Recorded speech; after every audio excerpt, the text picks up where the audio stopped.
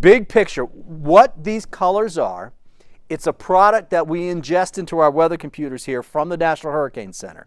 And every time they issue an update, they run this model and it gives us an idea of how much surge we're going to see. And so we've kind of color coded it for you here. 9 foot? Yeah, that's possible. Let's go all the way down here into Tampa.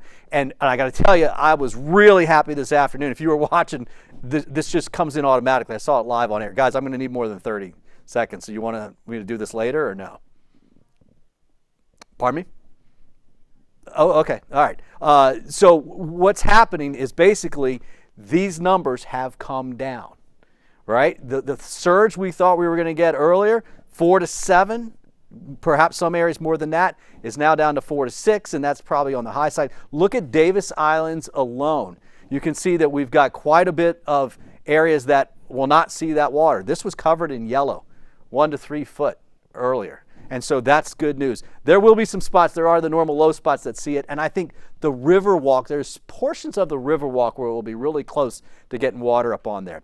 Now this area, this is Rocky Point, there's Memorial Highway, that's the Home Depot there at Hillsborough Avenue, and then you've got Oldsmar here, you've got Racetrack Road going up there, that's Forest Lakes Road you see there, Limeball Avenue.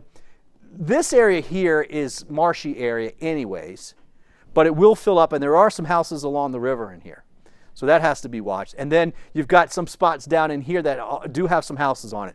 This looks much better. Most of Oldsmar will be okay. Ari Olds Park was very high tide up there today. That will probably fill with water, which is one of the reasons why it's the park, because they don't want to build where it's going to flood. But look at this. This is a much better. You know, earlier this week, 2-3 days ago, water was up here.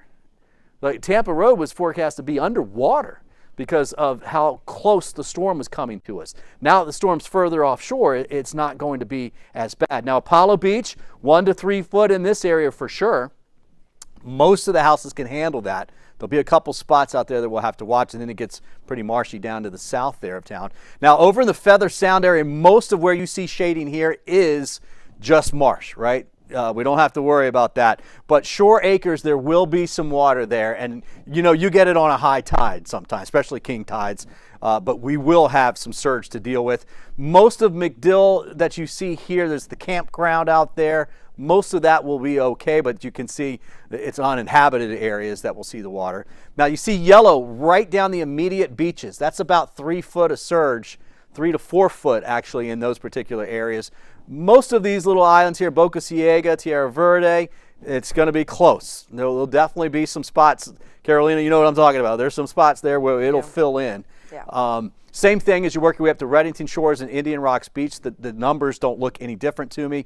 Carolina Beach. Whew. Started talking about surfing and threw me to North Carolina. This is Clearwater Beach right here. Honeymoon, obviously nobody out there, but Dunedin, there's some spots right in there. I think most of Dunedin is fine. Now, Tarpon Springs. This is old US 19. It's Alt 19 right there. That right there is where the sponge docks is. All right? There'll be a little bit of water up there. They've seen it before. They'll see it again. They'll be fine, but they're going to have to deal with that. This is a much better forecast, though, than what it was. Pasco County. Look at Hudson. Look at that. Now, most of 19 stays dry. In 93, we had a squall line. It was just a line of thunderstorms coming across the Gulf. No hurricane.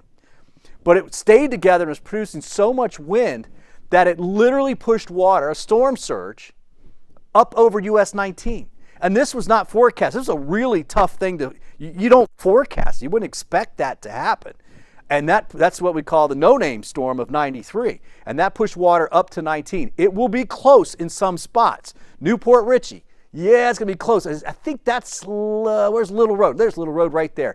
Ocean Honda is right there. That's US 19 and Little Road. That will stay dry on US 19 and east of there, but just west of there, we're going to be seeing some water coming up in just, let's say, about 4 or 5 hours. I think it's closer to about 3 o'clock in the morning that gets started. Okay.